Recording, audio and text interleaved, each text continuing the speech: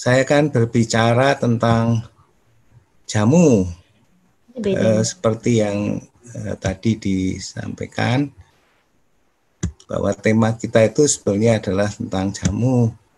Jadi jamu saya kaitkan dengan manajemen energi, metal detoksifikasi dalam fisiologi tubuh.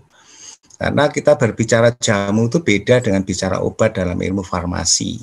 Ya, karena jamu itu sifatnya tradisional dan dia cara mengkonsumsi jamu itu sebagai latar pembicaraan kita saat ini, yaitu tidak diisolasi dan menjadi senyawa tunggal atau diekstraksi, tetapi jamu itu diperoleh dengan cara ditumbuk, kemudian disaring, diseduh atau direbus, kemudian diminum.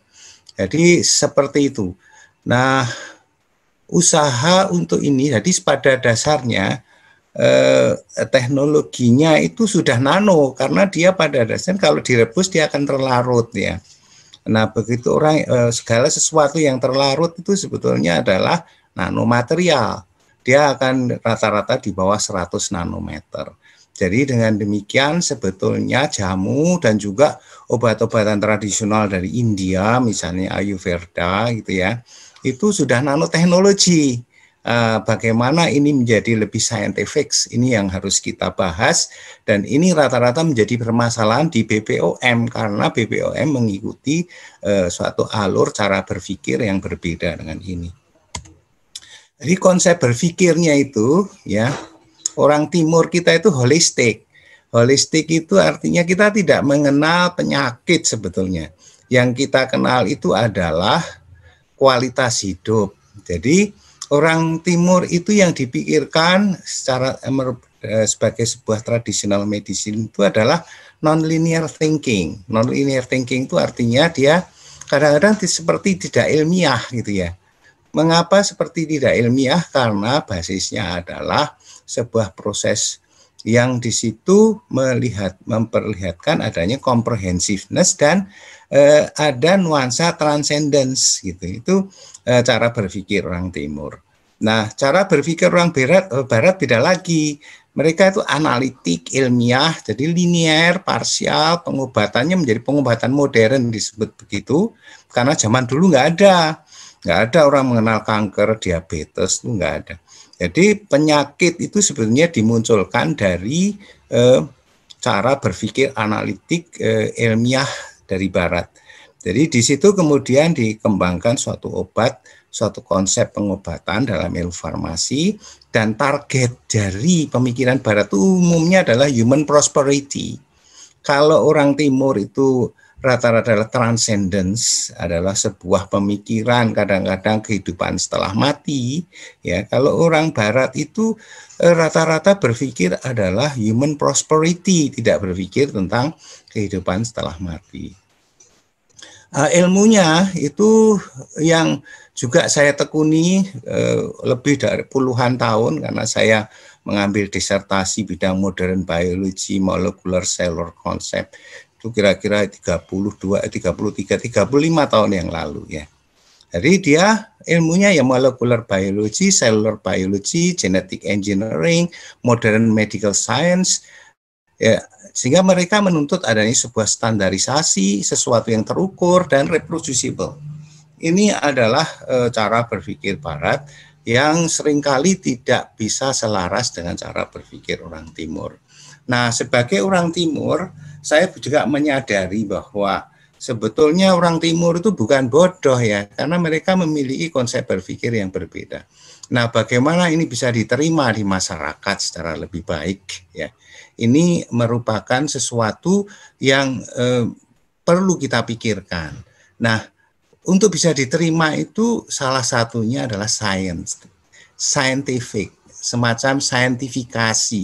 Tapi saintifikasinya jangan saintifikasi jamu yang di situ hanya berfokus pada senyawa bioaktif. Kalau seperti itu, maka jamu itu akhirnya akan menjadi drug. Jadi simpulan yang parsial karena fokus pada yang akhirnya bukan lagi pada jamu, melainkan obat.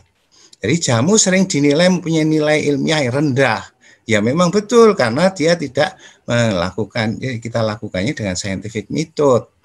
Nah, namun demikian untuk ini jamu perlu dilakukan suatu proses saintifikasi, tetapi cara melakukan saintifikasinya itu tidak, kajian ilmiah itu tidak berhenti di hasil analisis dan fokus pada komponen bioaktif, tidak relevan dengan cara kita mengkonsumsi jamu yang kurang mempertimbangkan kompleksitas sistem kerja fisiologis di jenjang makromolekul. Itu juga saya sadari kira-kira 15-20 tahun belakangan ya, setelah saya menempuh kajian-kajian yang sifatnya molecular biology, cell biology, saya akhirnya tahu bahwa tidak ada di dalam sistem tubuh kita itu single compound itu bekerja. Dia harus melakukan suatu bentuk kompleks compound di dalam tubuh kita ini untuk menyelenggarakan proses hidup gitu ya. Nah, kita diskusikan jamu dengan membuka perspektif kajian ilmiah agar sesuai atau matching sebagaimana orang Indonesia secara tradisional mengkonsumsinya gitu. Jadi ini suatu pendekatan baru. Jadi kita tidak berhenti di analisis. Jamu yang dikonsumsi secara tradisional adalah dalam bentuk kumpulan kompleks senyawa yang saling berinteraksi. Ini harus digarisbawahi. Nah, kalau kita fokus pada sebuah senyawa bio 1, 2, 3, 4 senyawa bioaktif, ini artinya mengingkari konsep pemikiran tradisional kita. Jadi sistem biologi dijalankan oleh struktur molekul yang kompleks dengan fungsi tertentu. Tidak ada senyawa tunggal yang bekerja dalam sistem sel maupun di luar sel tanpa berinteraksi membentuk struktur kompleks. Enggak ada ceritanya. Nah, dengan demikian sebetulnya cara berpikir tradisional kita itu matching dengan sistem kehidupan. Cuman bagaimana cara kita menghubungkannya ini adalah pemikiran yang harus kita lakukan. Semua didedikasikan untuk menjalankan sistem organisasi yang teratur secara normal. Jadi fakta dalam biologi sains, dalam biologi itu seperti ini. Tetapi mengapa kita fokus di bioaktif ini? Karena kita hanya berhenti di level analitik saja. Jadi setelah dianalisis harus ada kegiatan berpikir lain seharusnya. Karena di dalam biologi sel dan biologi molekuler, semua fungsi struktur molekul itu adalah antara 1 sampai 100 nanometer. Lah ini nanoscience ini. Jadi meskipun DNA kromosom itu kalau kita lihat lebih besar dari 100 nanometer, tetapi bagian aktif menyelenggarakan proses hidup itu selalu di bawah 100 nano. Kalau dia di bawah 100 nano, maka dia sekaligus mengikuti dua hukum, yaitu hukum Newton.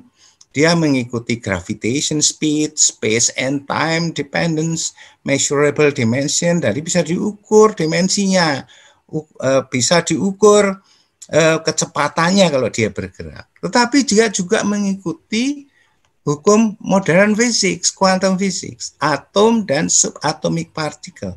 Jadi di sini di dalam sel itu protein dan DNA itu menyelenggarakan proses hidup, dan membran sel demikian juga menjalankan proses hidup itu mengikuti dua hukum ini sekaligus. Yang di sini itu bersifat non-linear, time and spaceless, di sini justru space and time. Jadi disinilah uniknya, dan ini kita bisa mencoba mengembangkan konsep ini agar kita bisa mengapresiasi jamu secara lebih baik. Enggak ikut Ustadz.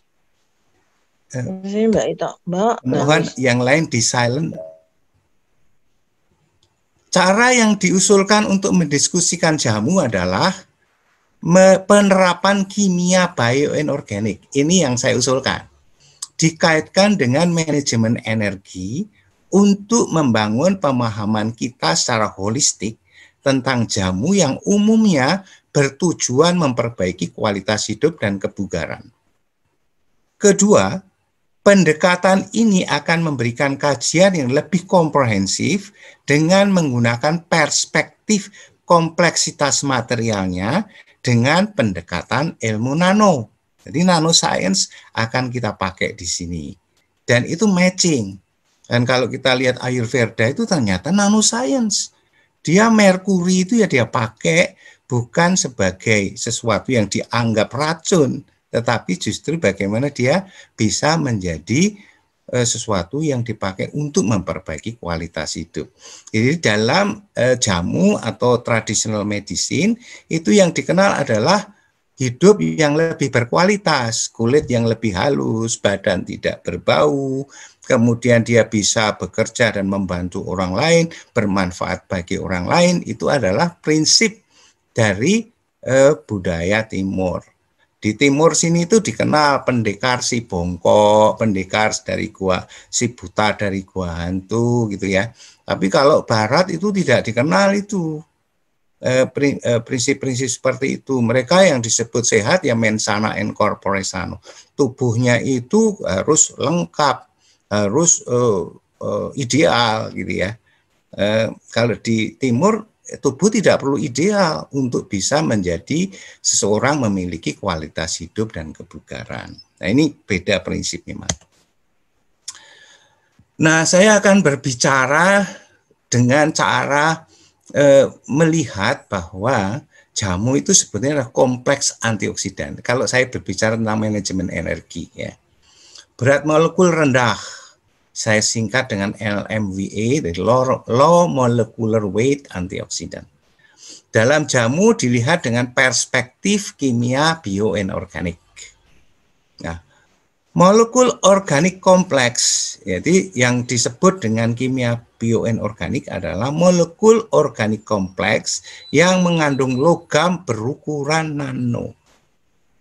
Logam transisi yang terkandung dalam senyawa kompleks akan berperilaku sebagai radical scavenger. Jadi kalau kita berbicara radical scavenger, itu sebetulnya kita akan berbicara material ukurannya nano, kompleks, dan berkaitan dengan manajemen energi. Karena pada dasarnya proses hidup itu adalah energi yang mengalir, baik berupa listrik, elektron, maupun berupa material.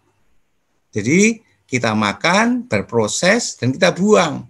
Jadi one way, satu arah. Ya.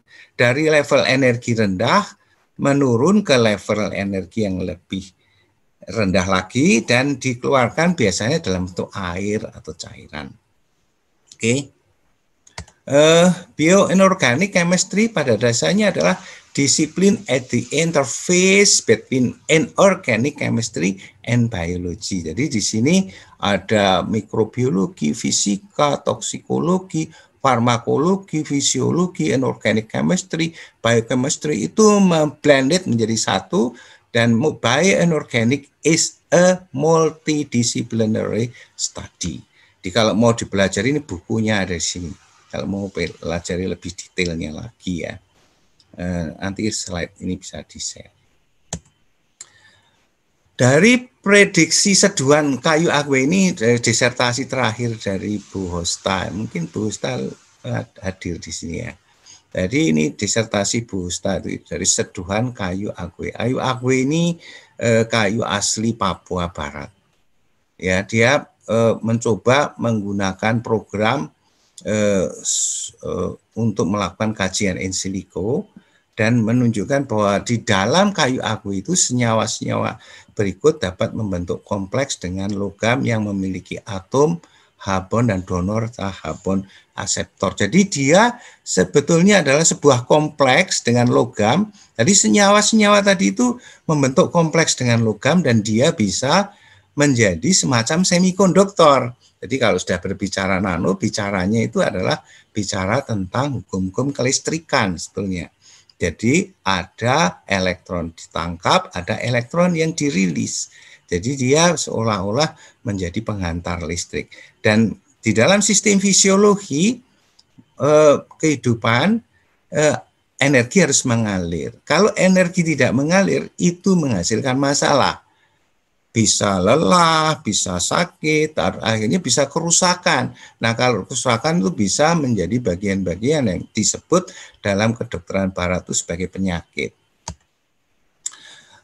Senyawa-senyawa kayak vitamin B12 itu juga kompleks, ada kobalt di sini.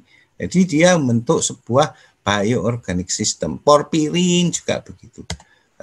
Nah, kompleks bioinorganik itu mengikat protein dan juga mengikat DNA. Dan protein dan DNA itu pun merupakan bagian dari satu sistem aliran energi. Ya, protein dan metal, DNA dan metal, ini adalah bagian dari satu sistem yang ada. Nah, ini contoh lagi the porfirin, ini ada sitokrom. Jadi kompleks koordinasi adalah kompleks di mana atom pusat atau ion bergabung dengan satu atau lebih ligan memiliki ikatan kovalen, koordinat di mana terikat dengan ligan. Dalam kompleks seperti itu, atom pusat bertindak sebagai aseptor pasangan elektron.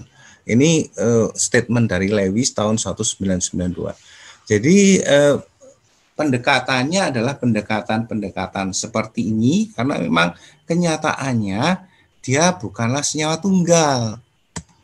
Nah, ini kalau kita coba, ini juga disertasi mahasiswa yang sedang berjalan, tapi sudah bisa dilihat di dalam suatu publikasi di preprint tentang perbedaan kompleks tiramin Fe dengan tiramin tunggal ketika berikatan dengan albumin, ini bukan keliru, bukan albumin, mengikat COX-2. COX-2 itu adalah protein yang dipakai untuk oleh virus COVID-19 untuk mengikat dan masuk ke dalam sistem tubuh. Jadi bagaimana Fe dan tiramin itu ada di dalam brotowali, ya, itu kalau dia tunggal itu berbeda dengan kalau dia bentuk kompleks dengan Fe.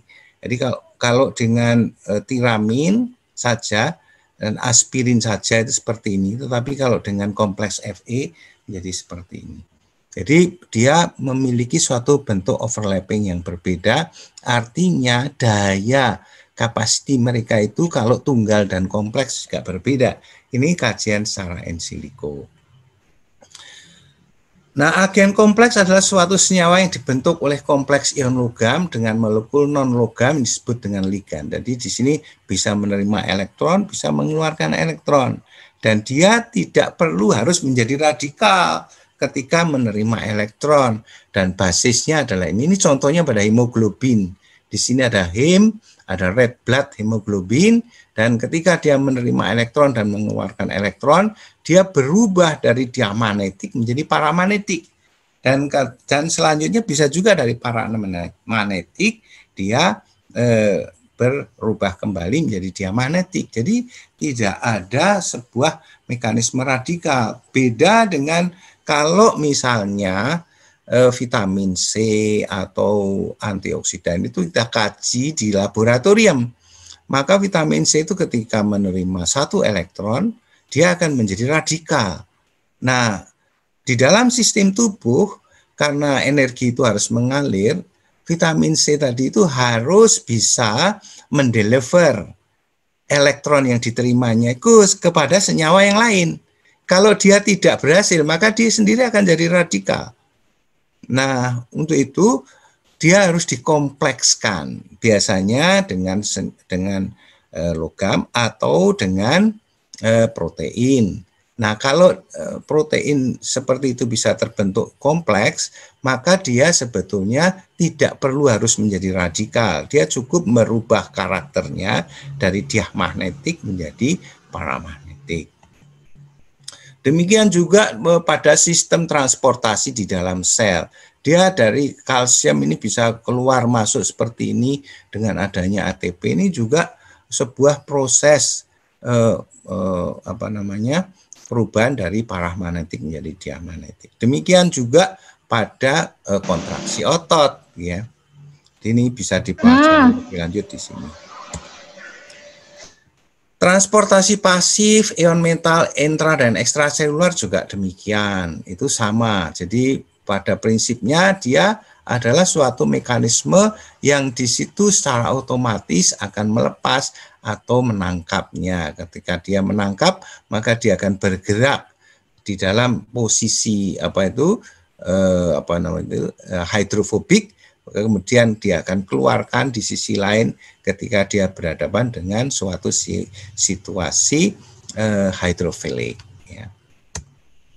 Jadi penyakit itu terjadi karena masalah dalam manajemen energi. Ini adalah konsep yang kita tawarkan untuk menjelaskan bagaimana jamu itu bekerja, bagaimana filosofi timur itu bekerja.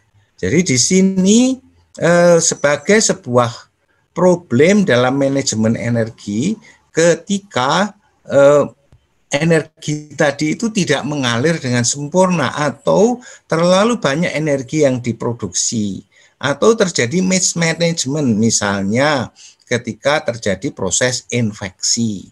Nah, ketika proses infeksi ini seringkali terjadi sebuah mekanisme yang disebut inflamasi. Itu darahnya itu biasanya mengental. Mengapa darahnya mengental? Karena radikalnya terlalu banyak, elektronnya terlalu banyak.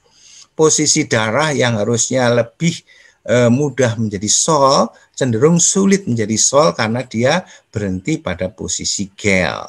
Nah, ini menyebabkan adanya sebuah mekanisme seperti sesak nafas, gagal jantung, aliran darah seperti seolah-olah tersumbat, dan akhirnya kalau itu sudah sangat besar ya menjadi tidak tertolong. Kira-kira seperti itu. Dan dengan demikian jamu itu bisa membantu sebetulnya untuk membangun sebuah mekanisme manajemen energi, dan ketika orang lelah juga minum jamu. Ketika orang sakit, baru sakit, dia harus minum jamu supaya aliran darahnya menjadi lebih mudah untuk berubah menjadi sol, tidak berhenti di dalam posisi gel. Jadi dia hal-hal seperti itu adalah merupakan bagian dari suatu proses yang ada di dalam sistem fisiologi tubuh dalam perspektif manajemen energi. Low molecular weight antioksidan atau yang bisa enzymatic atau non enzymatic. Yang non enzymatic itu biasanya kita peroleh dari jamu. Di dalam jamu ini dia akan acting sebagai transitional metal chelator, bisa scavenging free radicals, bisa juga dia sebagai polyphenol bioflavonoid yang berinteraksi dengan protein-protein semacam albumin atau dalam bentuk dietary tocopherol, dan ini pun harus berkompleks dengan protein yang ada di dalam sistem fisiologis baru akan bekerja. Jadi dia tidak bekerja sendiri, dia harus membentuk sebuah kompleks. Ini sifatnya non-enzymatic antioksidan yang diperoleh dari tanaman yang sering kita sebut dengan jamu. Selain itu di dalam tubuh sudah ada antioksidan enzim, itu seperti katalase, ada SOD, santin oksidase dan sebagainya ya. Ini endogenik, kalau ini eksogenik. Jadi dengan demikian ketika minum jamu itu tujuannya membantu mekanisme kerja manajemen energi endogenik ini gitu. Nah, jenis logam yang terdapat dalam seduhan kayu agwe ini disertasinya Bu Hosta ini. Dengan ICP-MS ditemukan adanya Mg, ECU, Fe, dan MAHAN tidak terdeteksi. Artinya ada paling tidak 3 molekul transisi yang bisa bertindak nanti membentuk kompleks agar dia bisa menjadi semikonduktor untuk terjadinya sebuah mekanisme aliran listrik di sana.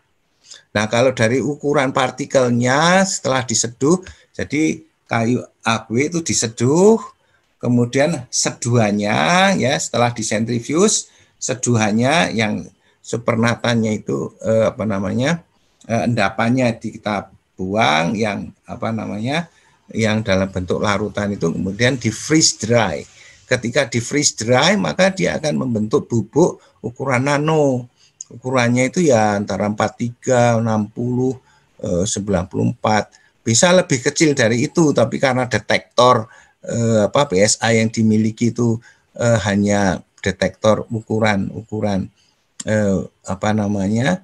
yang di sisi ini, maka kita hanya bisa melihat sini. Sebetulnya sampai 1 nano pun mungkin ada gitu ya. Kalau dari analisis XRD-nya sendiri memperoleh banyak sekali kristal-kristal. Jadi puncak dari fraksi cenderung menyempit. Ini mengindikasikan adanya pengaruh ikatan kompleks antar senyawa inorganik dan organik yang bentuk senyawa kompleks berupa kristal. Kalau dilihat di bawah mikroskop elektron, dia akan terlihat bahwa adanya logam-logam juga dengan SME-DAX ya. Kita lihat adanya ini dalam ukuran yang kecil dengan mikroskop elektron scanning. Kalau dilihat dari sisi seduhannya dengan menggunakan FTIR juga diperoleh banyak sekali senyawa. Tapi senyawa-senyawa tadi itu sebetulnya dia memiliki sebuah mekanisme yang memiliki resonansi magnetik di bawah elektron spin resonance, dan ketika dia dicampurkan dengan DPPH, maka kayu AWP itu dapat mengecilkan energi radikal yang ada pada DPPH itu menjadi lebih kecil. Jadi dia menjadi lebih fisiologis. Artinya dia bisa berperanan sebagai peluru radikal ketika diminum dalam bentuk air seduhan. Dan demikian juga ini juga disertasi dari mahasiswa S3 Bu Sukma, atau mungkin Bu Sukma juga ada di sini. Ini adalah short lived free radical ketika dia asap rokok itu di filternya diberi ekstrak freeze dry Synzygium cumini, ini buah juwet ya. Itu makin lama asap rokok yang radikalnya tinggi ya, yang dijual di pasaran itu bisa dibuat menjadi lebih fisiologis. Jadi bagaimana membuat rokok menjadi lebih baik dan lebih aman itu bisa kita lakukan. Nah, kemudian dalam konteks metal, karena metal itu pada dasarnya problem. Jadi kayak zinc ini memiliki good effect ya. Jadi dia biasanya akan berbahaya kalau dosisnya cukup tinggi. Tapi kalau metal toksik itu biasanya konsentrasi kecil pun sudah memiliki bad effect ya. Seperti PB itu, pelumbum atau timah itu ya, timah hitam itu dia posisinya akan di sini.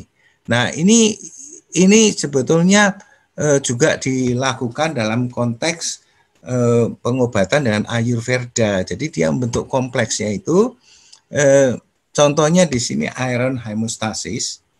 Ya, iron hemostasis itu sebetulnya logam itu tidak punya no physiologic excretion mechanism, tidak ada.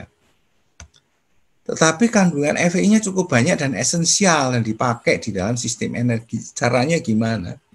Caranya adalah dibentuk kompleks dengan sebuah senyawa. Ini cara melakukan ekskresinya adalah ketika dia dalam bentuk kompleks, dikomplekskan. Trap for biological metal element and how are excreted. Jadi jamu itu memiliki peran juga di dalam mekanisme untuk dinamika logam di dalam sistem tubuh agar dia bisa dikeluarkan dari dalam. Terima kasih, saya kira itu yang bisa saya sampaikan. Moga-moga sedikit bisa memberikan wawasan baru dan kita bisa mengapresiasi konsep berpikir nenek moyang kita, leluhur kita, dan kita bisa menjadi lebih mengerti bagaimana menjelaskannya itu secara ilmiah dengan perspektif yang berbeda. Terima kasih. Wassalamualaikum warahmatullahi wabarakatuh.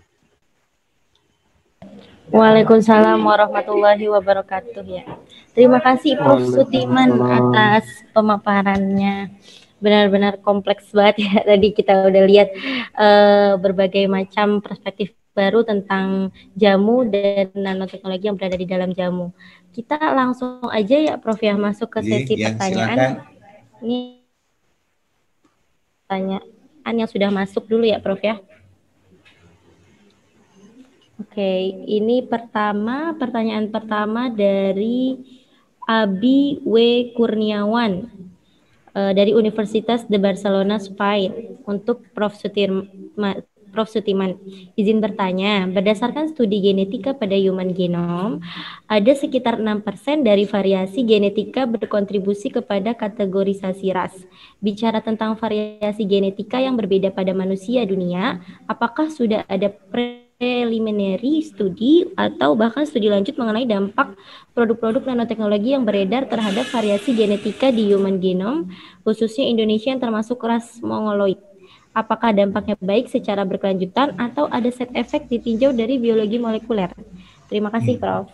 Ya, pada dasarnya kajian epigenetika seperti itu memberikan sebuah perspektif kemungkinan adanya pengaruh perubahan genetik atau produk-produk genetik atau yang disebut dengan ekspresi gen pada dari generasi ke generasi, gitu ya. Itu memang cara makhluk hidup untuk berubah secara evolusioner. Nah, memang kalau dalam konteks nano ini, pada dasarnya jamu sering dianggap lebih aman daripada drugs. Mengapa demikian? Karena jamu itu dalam bentuk kompleks. Seperti saya katakan tadi itu, dia bentuk kompleks, jadi dia tidak melakukan suatu reaksi kimiawi. Dia biasanya melakukan satu reaksi-reaksi yang sifatnya itu non kimiawi. Dia bisa magnetic force. Jadi kalau misalnya cairan larutan dari jamu itu yang sudah terlarut itu kita freeze dry, itu mereka di freeze dry itu kan minus 70, minus 4, kadang paling rendah minus 40 ya. Di situ dia tidak ada reaksi kimia. Yang ada itu adalah enhancing force magnetic. Jadi kekuatan magnetik di antara mereka itu menjadi menguat dan terjadi suatu rekonstruksi interaksi di antara mereka, maka terjadilah sebuah perubahan sifat dengan adanya freeze dry itu. Nah, perubahan sifat yang ada ini dibangun melalui magnetic forces, bukan melalui chemical reactions. Nah, dengan demikian sebetulnya dia kemudian memiliki suatu konstelasi yang tidak membangun reaktivitas, tetapi membangun sebuah pemikiran, sebuah situasi bahwa dia akan menjalani kegiatan yang sifatnya itu energy management. Jadi dia akan accepting electron and delivering electrons. Dan kemudian dia bisa juga dikeluarkan karena dia tidak bonding pada sebuah material tertentu di dalam tubuh kita secara permanen, gitu ya. Jadi harapannya nanoscience itu juga perspektifnya menjadi lebih aman daripada kalau senyawa tunggal, gitu ya. Jadi menurunkan side effect itu. Jadi ini menurut saya future technology, future concepts, dan kita tidak perlu lagi melakukan apa yang disebut dengan penelitian single compound di dalam tubuh, karena single compound ini pasti akan bind to protein, to DNA, to many molecules di dalam sel, dan itu akan menyebabkan merupakan bagian yang tidak terkontrol, ya. Itu saya kira pemikirannya menjadi seperti itu. Tapi pemikiran ke depan ini tentu saja juga karena ini frontier ya, saya juga seperti Prof. Taufikur Rahman pada itu menghadapi masalah karena apa? Itu belum masuk di dalam ranah hukum, gitu ya. Di dalam ranah hukum saya tadi ditanyakan ke Prof. Dingse tadi, yang memang bermasalah itu. Kalau jamu itu ya dianalisis komponennya apa gitu. Kemudian berapa jumlahnya. Jadi kalau di nanomaterial itu tidak berbicara jumlah lagi, tidak berbicara kadar sebetulnya, karena itu non-linearistik sifatnya. Ya, jadi ilmunya ada ilmu quantum physics yang harus yang disertakan di situ. Nah, ini merupakan bagian yang harus kita rembuk bersama. Ya, saya kira gitu, Bapak. Ya, terima kasih Prof. Sutiman. Masya Allah ya paparannya. Kemudian ini ada satu lagi pertanyaan sebelum ke sesi raise hand ya, Prof ya. Dari Mbak Emma Hermawati, Universitas Pancasila. Izin bertanya, untuk ekstrak yang akan dibuat ke dalam nanopartikel, apakah harus murni? Jika ekstrak tersebut dikeringkan dengan maltodextrin, apakah akan mempengaruhi efektivitasnya? Lalu, apakah nanopartikel lebih baik dibandingkan pitosom? Terima kasih, Prof. Mungkin bisa dibantu.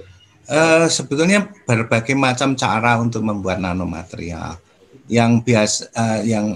Yang paling mudah itu diseduh, digodok, itu sudah pasti dia akan terlarut. Yang terlarut ini akan menjadi nanomaterial. Kalau kita freeze dry, dia akan jadi bubuk gitu ya. Ya, kalau di grinding juga bisa, di grinding sampai lembut gitu juga bisa dibuat nanomaterial, atau dengan berbagai macam cara yang lain.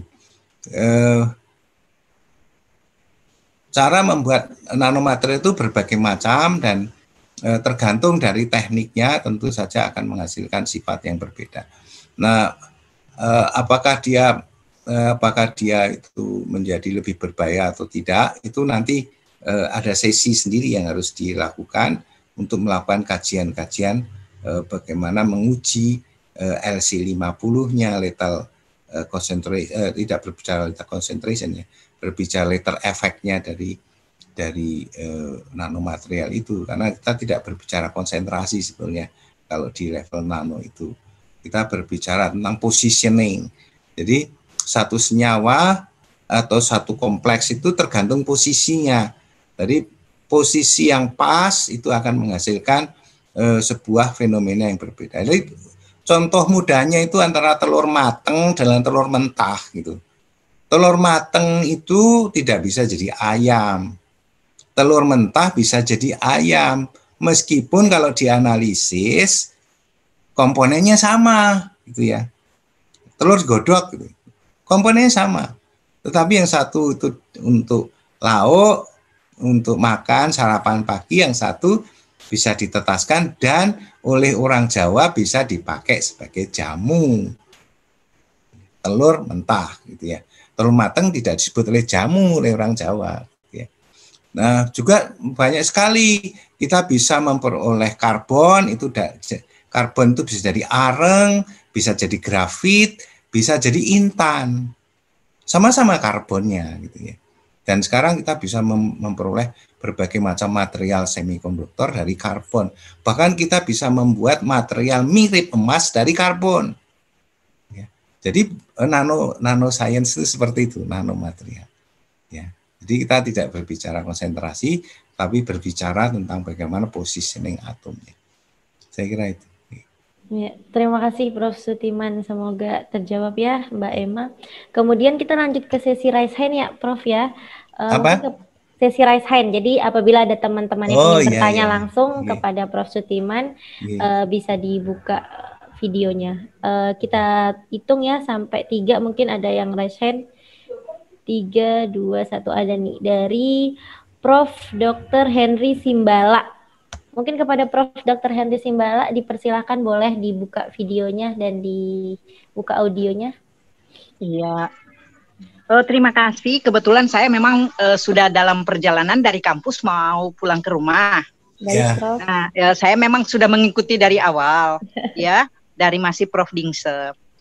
Yang sangat menarik bagi saya, Prof. Sutiman, mohon maaf ya, saya ingin bertanya karena memang ada banyak sekali ternyata yang saya tidak tahu, yang saya dapatkan sore hari ini dari Prof. Sekarang kami lagi meneliti gabungan antara dua sampel bahan alam. Yang satu itu adalah bawang dayak, kemudian yang satu itu pinang yaki. Nah, melalui fish dry itu kami sudah mendapatkan hasilnya. Jadi ada beberapa senyawa. Nah, yang saya ingin tanyakan, apakah hasil dari uji metabolomik itu dapat dikatakan produk nanoteknologi. Demikian, Ya. Prof. Ya, sebetulnya nanoteknologi itu di materialnya. Jadi nanoteknologi pada dasarnya ukuran materialnya itu kalau di dalam sistem fisiologi sel itu harus di bawah 100 nanometer. Iya. 100 nanometer. Nah, untuk itu kajiannya mungkin di situ, bukan metabolimiknya, tapi ke arah materialnya, karakter dari materialnya. Oh, Jadi begitu. misal, ya karakternya. Jadi karakternya nanti bisa pakai UV phase. Apakah kalau ketika sendiri-sendiri dan dicampur itu menghasilkan sebuah perubahan bending absorbance atau tidak? Pakai elektron spin resonance, bagaimana dia menjadi bisa menjadi scavenging activity-nya enggak? Bagaimana resonansi magnetiknya? Bisa juga pakai XRD, bagaimana dia karakter kristalnya. Dan juga tentu ukuran kristalnya ketika di freeze dry dalam sendiri-sendiri dan ketika dicampur berapa terjadi shifting ukuran apa tidak gitu. Nah, kemudian juga ada kalau yang saya usulkan di sini pakai perspektif bioinorganics. Karena bioinorganic di sini itu ada metal yang memiliki peran sentral di situ, terutama di dalam sistem transport elektron. Jadi metal tadi itu akan menjadi sebuah senyawa kompleks dengan senyawa ligan lainnya dan menjadi lebih kompleks lagi kalau binding dengan protein, misalnya dengan albumin ya, atau dengan globin. Maka total akan menjadi molekul besar tetapi berperilaku seperti logam. Jadi dia akan accepting and donating elektron sehingga dia bisa menjadi semacam semikonduktor di dalam sistem tubuh. Jadi membuat aliran energi menjadi lebih lancar. Nah, ini prinsip-prinsipnya menjadi seperti itu. Dalam konteks metabolimik ya mungkin dihubungkan dengan produk-produk mitokondria. Bagaimana sistem kerja SOD di sana dan apakah bisa membantu, relevan, sinergis atau justru antagonis. Karena misalnya kalau produk-produk enzim endogenik bakteri yang menginfeksi katakanlah bakteri tuberkulosis itu dia cenderung antagonik ya. Tuberkulosis itu SOD-nya berbasis Fe, sementara sel di dalam tubuh kita itu basisnya Mn. Nah, dengan demikian seorang yang terinfeksi tuberkulosis biasanya dia akan mengalami defisit atau kekurangan Fe. Fe-nya dia, jadi orang bisa mengatakan, oh darahnya kurang Fe. Dia bukan kurang Fe, Fe-nya dipakai oleh bakteri tuberkulosis. Karena si hemoglobin ini dia dibentuk oleh porfirin yang berkompleks dengan globin. Porfirinnya itu basisnya Fe. Nah, itu dipakai oleh bakteri tuberkulosis. Jadi ketika dia diproduksi oleh energi tadi diproduksi oleh mitokondria yang berbasis Mn, dia tidak bisa turun ke hemoglobin karena hemoglobinnya dipakai oleh Fe, jadi oleh tuberkulosis bakteri, sehingga dia akan memperoleh porsi energi yang diproduksi oleh mitokondria tubuh kita ini. Jadi cara berpikirnya menjadi seperti itu kalau nanoscience. Lebih ternyata untuk risetnya ya dari 2 sampel itu bisa dapat ada berbagai macam cara ya untuk nanoscience-nya. Memang kami sedang melakukan, jadi ada mahasiswa saya yang sementara melakukan untuk antioksidan. Jadi tunggal. Jadi tunggal dulu, baru kemudian campuran keduanya, dan itu sementara dilakukan. Hasilnya belum ada, tapi sementara diproses. Penelitiannya lagi sementara jalan. Makanya begitu saya ikuti ini dari tadi, aduh, ini kok menarik sekali ya. Ini mahasiswa lagi penelitian, mahasiswa lagi penelitian, tapi ke arah nanoteknologi. Ya. Nah, nanoteknologi tapi berbasis ya bahan alam. Ya. Nah, tadi yang menarik juga bagi saya, Prof mengatakan bahwa jamu itu loh, itu jamu ternyata jamu itu produk nano. Ya, betul. Ya, betul. Ya, Ya. Jamu itu produk nano. Nah, Ya. kita kan di seluruh Indonesia ini kan ada berbagai macam etnis dengan Ya. jamu yang berbeda-beda. Betul, betul, Bu. Ya. Ya. Nah, jadi apabila mereka melakukan riset, mohon maaf, Prof, saya dari farmasi memang. Jadi apabila dilakukan riset, aduh, ada cukup banyak sebenarnya yang harus Betul, kita Bu. gali. Sangat benar. Ya. Makanya Iya. saya ada akwe, ada buah juwet, terus Ya. ada brotowali, itu semua dari berbagai macam etnis. Saya Iya, kebetulan itu membimbing mahasiswa semuanya perempuan, itu ada dari etnis Batak, ada dari Bali, ada dari Ya. Jawa, ada yang dari Cina, yang dia etnis Cina. Yang Ya. masih saya cari itu etnis India. Saya kemarin nawarkan beasiswa dari etnis Keling atau India kalau bisa ikut sehingga bisa menjadi lebih komprehensif.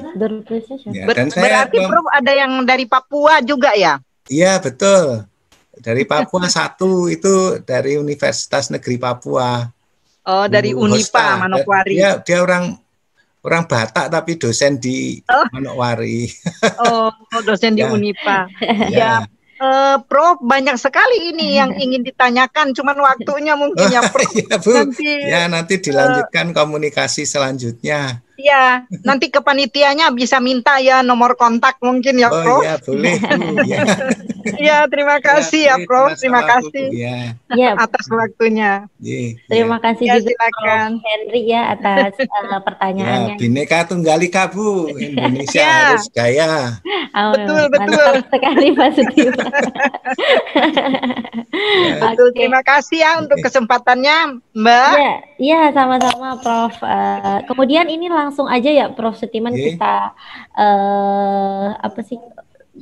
beri penutupan dari Prof Sutiman, mungkin ajakan-ajakan yang bisa menginspirasi teman-teman semua sebelum kita pengumuman door prize. Jadi teman-teman jangan live dulu ya, karena setelah ini kita akan umumin door prize akan didapatkan oleh siapa, dan kita punya kejutan menarik setelah penutupan dari Prof Sutiman.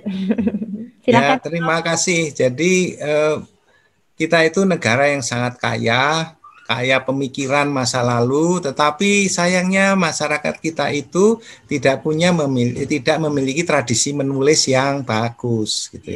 Semua ditularkan melalui omongan gitu. Nah, ini problem. Jadi yang pertama kita sebaiknya menulislah apa yang kita pikirkan. Kemudian yang kedua adalah kita harus mengapresiasi pemikiran itu dengan cara berpikir mereka, nenek moyang kita itu. Jangan menggunakan cara berpikir yang selama ini dipakai di dalam perspektif barat. Mengapa demikian? Karena cara berpikir nenek moyang kita itu tidak analitik saja. Jadi kita pakai pemikiran barat itu sampai dianalisisnya saja. Nah, setelah kita dapatkan sesuatu yang lebih rinci pemahaman tentang komponen, kita rekonstruksi ke mana kompleks tadi itu sebetulnya terjadi, seperti halnya nenek moyang kita berpikir tentang jamu ya. Jadi saya kira ini harus kita sosialisasikan terus-menerus agar kita bisa memperoleh kejayaan diri kita secara ilmiah. Jadi ilmiah sains itu sebenarnya hanya alat komunikasi ya. Basis filosofinya kita sudah punya, kita komunikasikan secara ilmiah, tidak hanya dengan ilmu kimia saja, tidak hanya dengan ilmu biologi saja, tetapi ilmu yang lebih komprehensif melibatkan termasuk fisika modern, fisika kuantum.